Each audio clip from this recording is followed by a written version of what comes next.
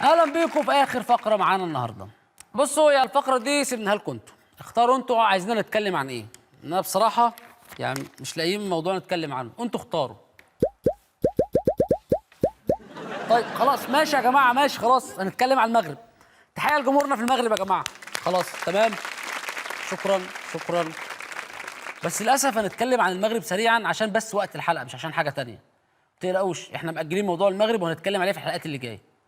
هو للأمانة الفقرة دي كان فريق الإعداد مجهز موضوع تاني، بس خلينا نغير ونتكلم عن المغرب وصوت ألتراس الرجاء البيضاوي في المغرب لأغنية الرب العالي أو بلادي ظلموني، اللي فضل يرن في ودنا من ساعة ما انتشر الفيديو بتاعهم وجاب ملايين المشاهدات. أكيد مش لوحدي اللي شفت الفيديو ده أكتر من 20 مرة، بس أنا هوريكم في برنامج جو شو احنا شفنا الفيديو ده إزاي.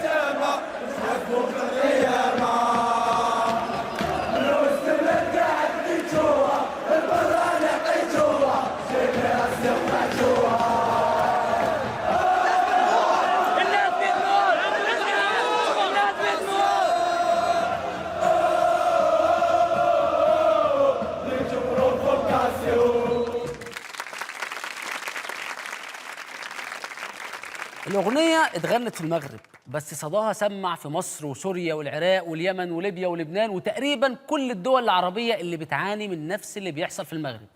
الشعوب العربية كل يوم بتثبت إنها فعلا واحدة وجسد واحد. الهتاف اللي اتقال في الدار البيضاء سمعوا كل عربي حر وشريف، وانتشر بين الشعوب العربية المكبوتة اللي مش لاقية فرصة تقول الكلام ده.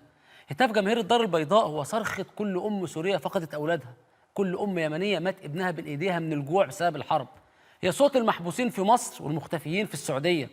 كل الصرخات دي اتجمعت وخرجت من آخر بلد في الأمة العربية بعد ما يأست الشعوب إن حد يسمعها من قلب الأمة العربية.